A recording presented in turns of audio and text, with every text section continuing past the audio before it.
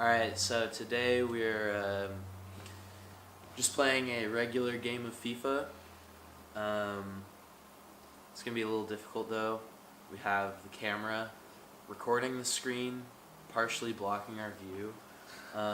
So that'll be a fun challenge for both of us. Ian, what's your history or experience with playing FIFA? I played FIFA like 10 through 13 and haven't really played since then, but yeah, good enough. Yeah, good enough. I recently have been playing a lot just because like I have it here at the house, so yeah, but I mean I'm still not good at it. I'm bad still. I kind of have been, I was thinking about this last night, and I definitely want to be Ajax. They beat Real Madrid in Champions League this last week, so that's big. Deal. Ooh, Arsenal. That is a good challenge. I think I'm going to have to go with the home jersey just because that's clean. Noise. You trying to manage your team or just get right into it? I don't even know. Let's just jump right in. Let's just get right into it. Let's get it. Alright, so I am the red arrows with the red jerseys. Ian is the blue arrow, blue jersey. Oh my gosh, and he almost cuts it out there. And he does. He holds possession. Oh my god. I can't see. He's completing passes. Oh, tries to take a shot. Oh! Damn. Had the attempt. But your keeper had that covered. May look like I know what I'm doing. That is not the case. Yeah, basically same for me. Go! Uh-oh. Oh, yes, let's go! That was clean. See, I'm trying to be like filthy, but the thing is, I'm not. Oh, so offside. Ozil again. That was a good idea though. Oh, ambitious. Yeah, not a bad idea though. Finish this half out real quick so we can get our fan base to the second half. All our viewers. There we go. And that's how. Now, yo, what is going on, guys? We are downstairs in the broadcasting room. We are about to talk about visual communication through sports and athletes.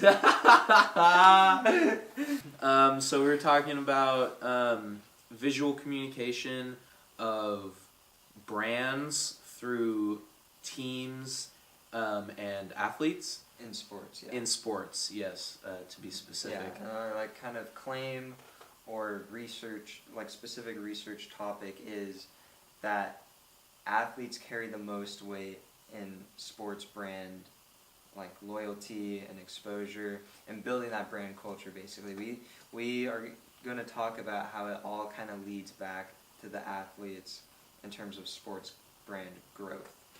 So our research topic, well, our overall topic is brand culture, and then to be specific is brand culture in sports with a research question of how our specific research topic is brand culture in sports, and our claim is the brand culture is built through the athletes in sports, and the athletes hold most of the weight in terms of specific companies' growth within the sports world. So, to start off the discussion, I can talk about Nike and how they basically started their immense growth from basketball and how they got involved with the NBA. So when Michael Jordan was playing, like I think late 80s, 90s, and Nike sponsors him because he is the best basketball player in the world, and then they create a specific subsidiary company, the Air Jordan brand, like for him basically, and start putting out his own line of shoes, which he wears in the basketball games, and he's the only player who has them. He's the best player, so you get so much more notoriety and exposure when you not only have the best athlete under contract for your company, but you also have an entire new brand created around him, essentially. Mm-hmm. They just kept growing up and up and up. Yeah. Well, we could talk about like the best player for every sport. They kind of shape how brands work in each league and such. So like, if we're talking about soccer, you can look at Cristiano Ronaldo or Lionel Messi, and they both have lifetime contracts with Nike and Adidas respectively. Mm-hmm. And so like their custom cleats kind of like like the leading edge of like the design of these companies. Mm-hmm. And like if they have a like 3 or 4 different athletes that are like the best in the world at the moment who they make like custom cleats for, then that's even more like exposure for those brands and their design abilities and such. And when it comes down to the athletes, like, yeah, when you have older players who are, the face of a brand within the respective sport, you get the younger guys who come in and, like, they'll probably sign with whoever throws them the most money, but, like, let's say you have a young kid who's becoming a star in soccer. Maybe he's a super big fan of Messi growing up, or a super big fan of Ronaldo growing up. He might want to get, sponsored. Well, that's actually, you just pretty much described the case of Kylian Mbappe. Mm-hmm. He's a French national player who plays for Paris Saint-Germain right now, and he's only 20 years old, so pretty much our age. Mm-hmm. And when he was growing up, he like idolized Cristiano Ronaldo, and as soon as he like made it professional with AS Monaco, which was back when he was like 17 or 18, he got a contract with Nike, and he's still with Nike, and like he's probably going to be the next athlete to get custom cleats from Nike. Like Mm-hmm. right now it's Cristiano Ronaldo, like Neymar.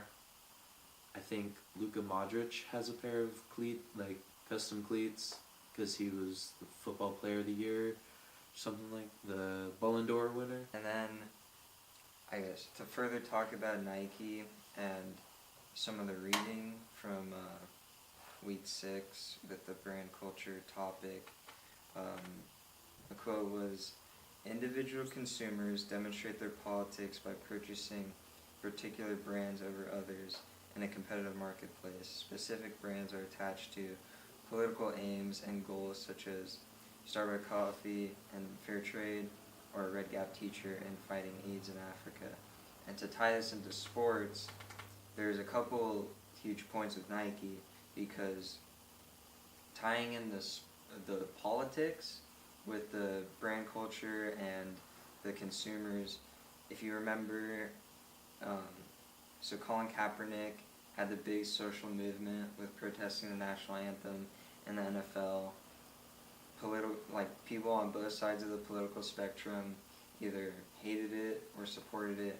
Nike comes out with the like ad campaign, like the black and white poster, showing their support for him, and some of the consumer backlash over that was like people like saying they're gonna like burn their Nike socks on Twitter and stuff, and so people who didn't agree with that political move were not for Nike, and then obviously people who were for Colin Kaepernick, that probably reassured brand loyalty to Nike. Yeah, no, I agree strongly with that. And commodity activism, I wrote about that ad, or the TV ad, where they had Colin Kaepernick narrating like all these people whose dreams are like crazy in the layman's eye, essentially, like Serena Williams, or like a young boy who like didn't have any legs, who was wrestling and stuff like that,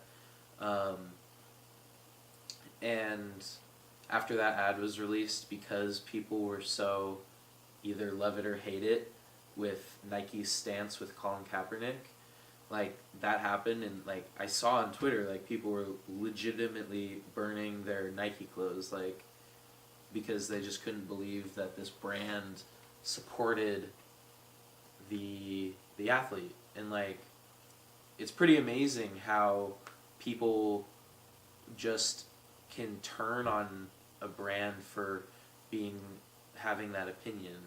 And like you have to think, like,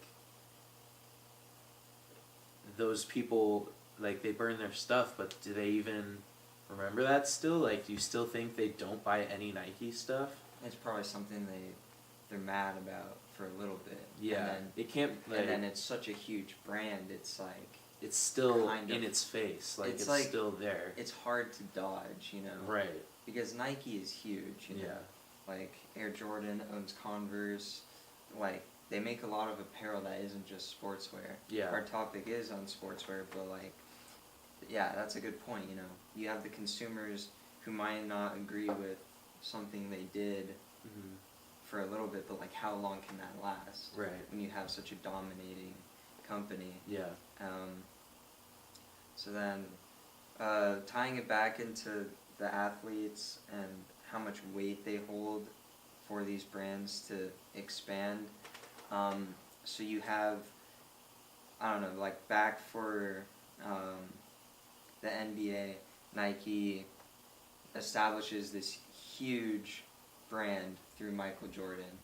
Michael Jordan's done, he retires, and then it's like almost simultaneous. You have LeBron James emerging, like almost as soon as Michael Jordan retires. Yeah. And then you have the next star, like basically. Next wave of stars. So then you have, you know, he becomes huge.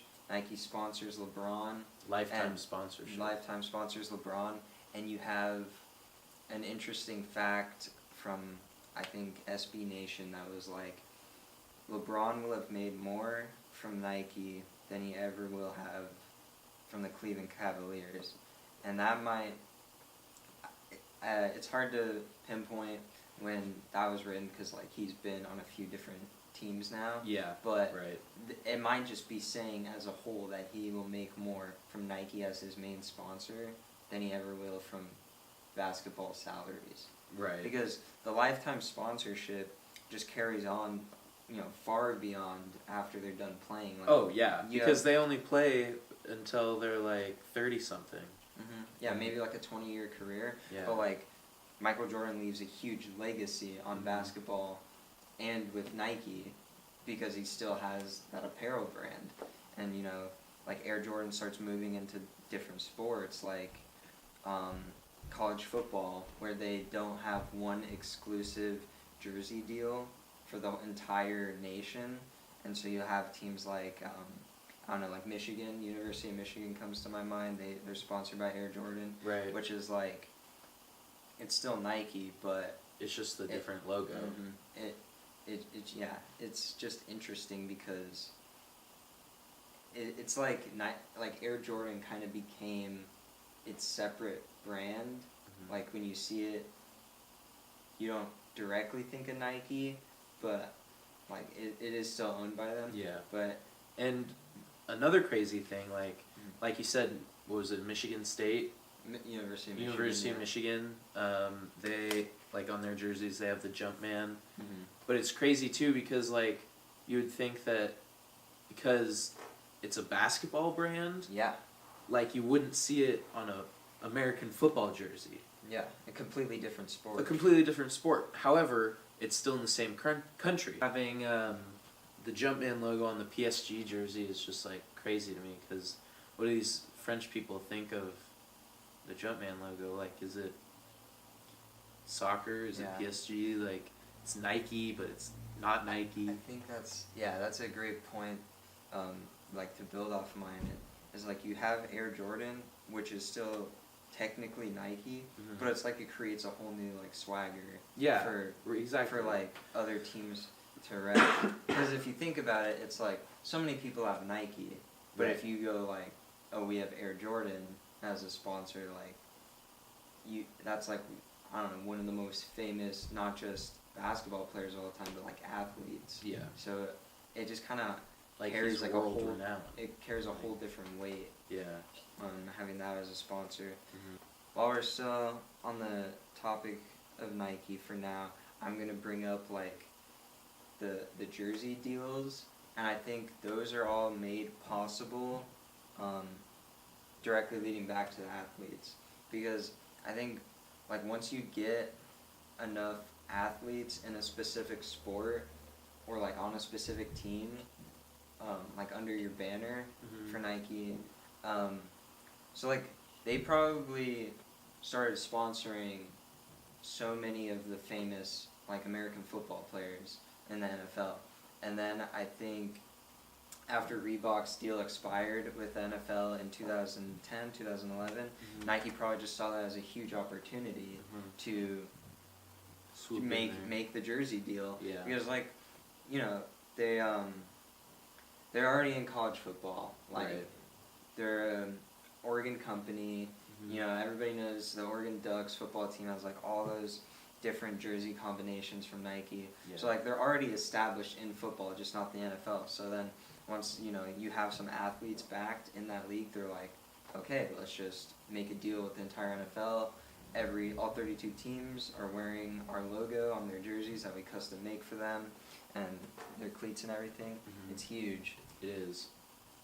And then they also have a deal with the NBA since 2015. Mhm. But it's interesting because in the NBA and in the soccer world, maybe your kits are made by, like, your kits or your jerseys are made by one company, but for the NBA and soccer, your shoes can be independent. Yeah. And we see a lot of shoe deals Yeah. happen. Yeah, that's true. Like, you see advertisers use these athletes that they make deals with to advertise their cleats or like their clothing, and that I think is a very big component of brand culture, because like, let's just say you're new to watching a sport and you watch a game, just like a random game, and you see someone going off, like scoring 3 goals or like getting a triple-double or something, and you like examine them and you see what shoes they're wearing, and it definitely kind of persuades me. Like, if I see Lionel Messi going off, I'm just like, he's so filthy, like, it must be those Adidas, like, I don't know. And so I think that is like a huge component of brand culture, is which athletes they have and how the athletes perform, because it really, like, some people really do believe that it's the cleats. Yeah. Or the shoes, the basketball shoes, like. Yeah, and in consumer culture, you know, like Messi steps onto the pitch, or I don't know, like LeBron steps onto the basketball court, and like people do notice and look like, what shoes are they wearing for this game? Exactly. And then like, you know, tons of people do want to own those shoes. Yeah, like Nike, they have a sneakers app, and they have, I don't know how often they do it, but I know I get notifications for it, and it's called LeBron Watch, and it like drops a pair of basketball shoes for only like 25 minutes, and they're the same as the shoes that LeBron is gonna wear that night, and it's just like such a hype train. It's like people are like, I gotta get these because they're only here for 25 minutes, and they're gonna be the same one that LeBron is wearing tonight. Like, you know, Yeah. people gotta hop on that. Like, Yeah, absolutely. yeah. Sorry to interrupt you. No, no, of course. And then I guess the other point I wanted to make is, so yeah, you have NBA and soccer where they can wear independent cleats or shoes for their games. Yeah. And then it's interesting because you have star NFL players, like, okay, usually quarterbacks because it's one of the most flashy And positions. like, most well known. And then, you know, I have, this is from 2015 through Forbes, but you see most NFL players, their sponsorships are not necessarily sportswear brands. Like, they'll still have sportswear deals, but it's a lot different when Right. your entire uniform is made by one company, Right. and you have to follow that. Yeah. Like, players have tried wearing other cleats or socks, and you get fined for it. You can't do it. Like, Right. Marshawn Lynch, who's on the Seahawks, gold cleats, fined. And then, like, the Seattle Skyline socks, Yeah. fined, because they're not, you know, uniform. Not Nike. Is not the uniform that they're assigned to wear. Or like Cam Newton when he wore Superman socks, not affiliated with Nike, so you can't wear them. And like, so a lot of these quarterbacks, their deals are just outside of sportswear, sports world. Like, you know, Peyton Manning, Nationwide, Papa John's, Gatorade, DirecTV, Yeah. Drew Brees, Pepsi, Verizon, Wrangler, etc. Like Eli Manning, Dunkin' Donuts, Toyota. Like, you have way different sponsorships Yeah. than just like a lifetime shoe deal because it doesn't apply to them. Yeah, exactly. And like, especially with like some of these athletes who have like a ton of sponsorships, they do it because like they know that just by them being present, they first of all get a decent amount of money for it, and they know that if they are with this brand and just by sharing their face, like, they can sell this brand and get even more money for it. So it's really just kind of like a tactical move, I'd say, by some athletes to get like extracurricular sponsors, I guess you could say, like Papa John's or like Nationwide Insurance, like you see all these basketball players with the Nationwide, and even football players like the Green Bay guy, Aaron Rodgers. Aaron Rodgers, yeah, Yeah. State Farm. Yeah. And but it's the same with soccer players too. Like, you see David De Gea and Lionel Messi, like, both diving for a bag of potato chips, like Lay's or something, or like a Pepsi. Like, I don't know, like, And then it's pretty crazy.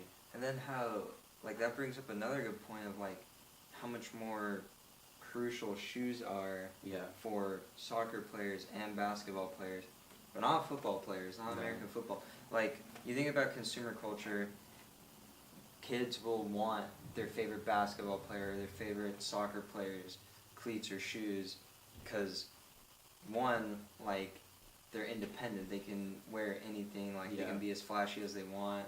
They can look super cool. But it's like kids who play American football. There are no like really custom cleats No. that you like would take pride in getting, or Yeah. or like I don't think there are any NFL players who have like a custom cleat line. Yeah. So it's just different how it works in those different sports. And I guess we should talk about some of the other giants like Adidas. And like, something that came to mind as you were speaking was, I was thinking about the NFL and how the entire league jersey is sponsored by Nike, and then it makes me think that like Nike has pretty much, since they already have the power over what they have to wear on the field almost completely, then they could easily persuade these players to be under contract with Nike, because be like, yo, your jerseys are already Nike. Why not just complete the kit? Wear some filthy, like, we'll make some cool brand new Nike cleats that, like, you know, have to be your team colors, but they're a new, like, model or whatever. And, like, I think with soccer and basketball, the independency of what you can wear really, like, is more a selling point for the brand than it is for the player itself.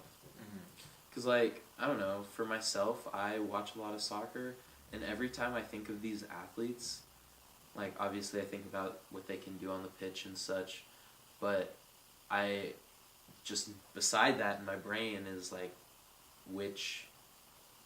what cleats they wear when they play. And, like, outside of the game, like, their jersey may be Nike, but they may be, like, dripping in Adidas, like, off the pitch. Like, I don't know, it's crazy. Yeah, And yeah, I don't know, it's like, I think that, like we've said a bunch already, the player really has all the power in it, in the relationship, because they're the one who is selling the cleat. Yeah, they're literally the face of the product. Yeah. Like, if you think about it, they're wearing it in a televised game, which has millions of viewers, like, for everyone to see, and yeah, like, the companies know exactly what is the focal point. Like, it depends on the sport, but yeah, for basketball and soccer in this instance, like, the shoes. Yeah. The shoes are huge, and you know, the athlete, they wear it. They're playing the game, but it's at the same time it's like modeling the product. Yeah, getting they're like so showing much exposure. They're showing what the product can do and how it can perform. The field or the pit, like the court, whatever, it turns into like a runway for that company's product. Yeah, that's true. Yeah. Which leads to, like, a great point, or counterpoint, the Zion Williamson incident, where recently he had a game and went to, like, cross up his defender and essentially tore the entire side of his shoe open. And injured his knee. So what that did for Nike was that it plummeted their stock, first of all, and because, like, I'm pretty sure he's signed to Nike, like, because Zion Williamson is a great young player, like, he's definitely going to the league, like, he's... Basketball, or college players can't make deals yet, but, like, he almost really? certainly... Yeah. Well, okay, like... He almost certainly will be. Yeah, so. he will, yeah, he's probably going to. Or a big company. Whoever throws the most money at him. Yeah. But, like, he's already wearing Nikes, like you've made the point before. Yeah, chances are he will. So, like, that happened, his injury happened, and this Newsweek article, Nike shoe blowout, 1.12 billion wiped off swoosh brand stock after Zion's injury. Yeah. So, I mean, just that one incident leads to so much money being lost. And that's, like, my point, but the negative effects. Because the context is huge game. Right. You know, Duke versus North Carolina, you have seats selling out for Super Bowl prices. The viewership on TV was probably huge. And then 30 seconds into the game, you have a terrible shoe malfunction, which injures the biggest player in the game. The guy who pretty much got everybody into, like, wanting to be there. To watch. So that is huge negative repercussions for Nike. And another thing, speaking of, like, the malfunctions and how that can negatively affect them, it was like a year and a half ago, it was like the 2017-2018 NBA season, you had a big problem with jerseys ripping. That's right. Players. I recall. And, you know, I think some of the players were actually pissed. And, like, you know, you had different analysts talking about, like, why this might be happening. But it's not a good look, you know, it makes your product look cheap. Yeah. And yeah, so as much as it helps having, you know, sponsoring sports leagues and athletes and stuff and having your product everywhere, when stuff starts going wrong, you're also still on the biggest you're stage. you're accountable. So it can make you look really you're bad. held instantly accountable by people who don't even like experience it firsthand. Like people will go on Twitter after seeing a game, like someone's jersey get ripped, and be like, "Oh, you know, Nike's product is shit." Like, yeah, they're not even wearing. They're not even the one. They're wearing not wearing it. the jersey, but they're like, "Damn, all Nike stuff must be cheap and garbage if jerseys are just ripping in game and stuff like that." Yeah. So another point I wanted to make on brand loyalty, especially with the athletes, it's moving into a different brand. So you have Steph Curry, who's one of the biggest basketball players in the world right now, and so he's an Under Armour athlete, which is significantly smaller than a Nike or Adidas in the sports world. But the brand loyalty you see here is because I'm not sure exactly when he was signed with them, but it was earlier in his career when he wasn't a huge star player yet. So like maybe 2013 and prior. He's an Under Armour athlete, probably not making as much as the bigger players. But then, like, that deal's up, and he becomes a mega star, you know, like 2014, 2015 and onwards. But then he re-signs with Under Armour for $200 million. Yeah. And, like, I think it's just massive brand loyalty there.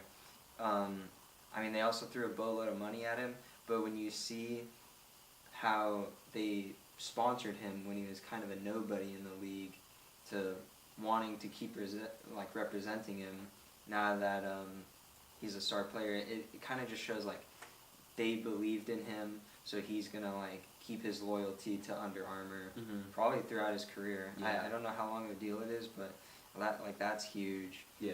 And then we can I talk about have Adidas and Puma. Yeah, I have another funny story that I actually just remembered about brand loyalty. So like we said a minute ago, college players don't get sponsorships, and that's throughout any sport, whether it be like football, basketball, soccer. Illegal for them to make money as a college player, yeah. Right, so pretty much, I forget, it was either 2016 or 2017 draft, NFL draft. There was a UW football player, John Ross, and Adidas was having this like competition. Whoever ran the fastest 40-yard dash got, like, if they signed with Adidas after getting the fastest 40-yard dash, they would give them like a lifetime sponsorship for Adidas and a free like private island, like literally a private island.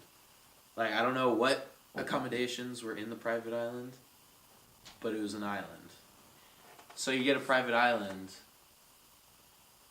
and so they get no money from these brands, and he ran the fastest 40-yard dash time, and Adidas was like, "Yo, sign with us. It's as easy as that. You get lifetime sponsorship from us and a free island." And he was like, "Nah. Checks over stripes, pretty much." And like, went with Nike instead. Yeah, went with Nike instead, and like, he had like a huge incentive, and he wasn't even getting paid by Nike either, and he still got. And I think like that also shows some of the competitiveness that brands will do to, you know, try to edge over each other and like be a top dog. And yeah, that's coming back to the athletes again. You have when you have these athletes coming out of college where now they can be signed to your company or to your brand, that's where the competition is the greatest. You have like they're young stars, they have potential to be superstars, and it's like you're trying to compete with all these other sportswear brands to secure long-term investments, basically.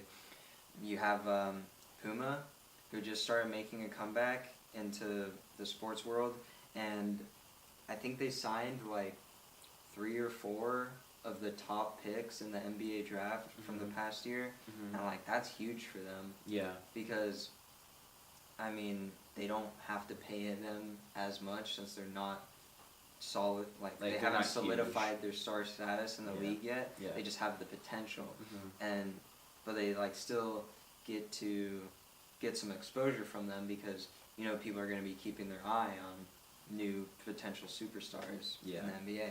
Yeah. So it's like a win-win for them. Mm-hmm. And Puma is kind of making a resurgence in the soccer world as well.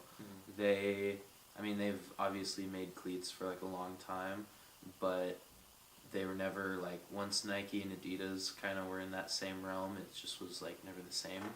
But they're kind of making a comeback, and they're signing like a bunch of players who were either like unsigned or were like getting towards the end of contracts, and they have a bunch of players now who I knew were previously on like a Nike sponsorship. Like an example would be like Sam Umtiti, or even Luis Suarez. He was on Adidas for a while, and then he switched over to Puma. So like, yeah, I think it could possibly be brand loyalty, like when it comes to John Ross and like Steph Curry, but then in some other cases it could just be like more money. Yeah. Or like better could also be better presence in the brand as well, because like maybe Puma is gonna promise a custom cleat somewhere down the line that Adidas wasn't promising him or something like that. It's just all these little incentives that they offer differently. And let's see, I'm looking at like other, I guess, athletes by like Under Armour and stuff, and they really don't have like that much representation in sports, and I guess that just like further emphasizes how dominant Adidas and Nike are. I think I had a statistic that Nike has signed like 72% of the NBA, something like that. That's a huge stat. I didn't even know that. Try to find that again, but yeah, as of in 2014, Nike had 72% of the league's athletes under contract. Wow. Which is huge. And I think also in 2014 they said like Adidas only had 70 players total signed in the NBA. So yeah, it's just like that kind of makes sense to me though, because of like how I explained in the very beginning how Nike's kind of rooted in basketball now. Yeah. But yeah, I would imagine it's similar in the NFL as well. Having such a big number of the athletes signed to Nike, because they're just like so rooted into that. And it's just not as impactful. Like I pulled up like a list of Under Armour players signed in the NFL, but like it's not as impactful because you can't don the gear, like you can't wear it. Yeah. You're literally contracted by your employer, the NFL, to wear the jerseys they're sponsored by. So you have to, like, you don't get that independency. You have to wear Nike. Right.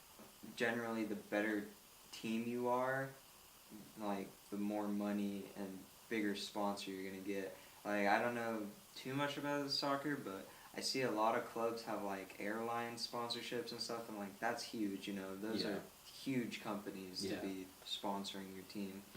And, like, I looked it up, Rakuten is it might be, I just forgot. It's either Japanese or... It's Japanese. Japanese electric commerce and internet company. So that makes me think of, basically like a Japanese Amazon. Yeah. And, they have like huge money, huge revenue. Right. To, like be spending on advertising pretty much. And yeah.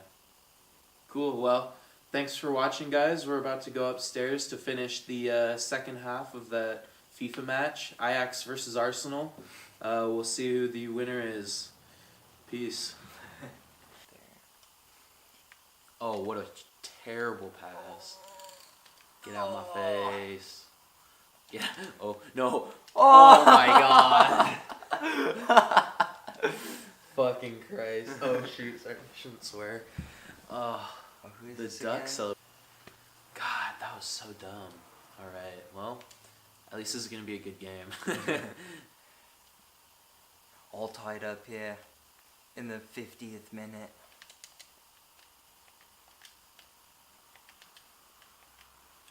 Good Excellent through ball play. on the wing. Crosses it in. Easy money for Leno. No. Shit. Oh, there's a ball. Oh. Whoa. I did not mean to do that. Well, I mean, I was trying to be filthy like that, but... Oh my. What? Yo. That was so filthy, actually. Okay, we're... Banger. Oh, God. Got an easy-ass opening. Oh. Oh. Forced to dive from the keeper. Good effort. Yeah.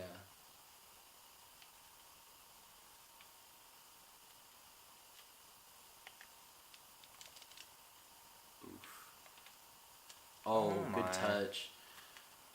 Mkhitaryan.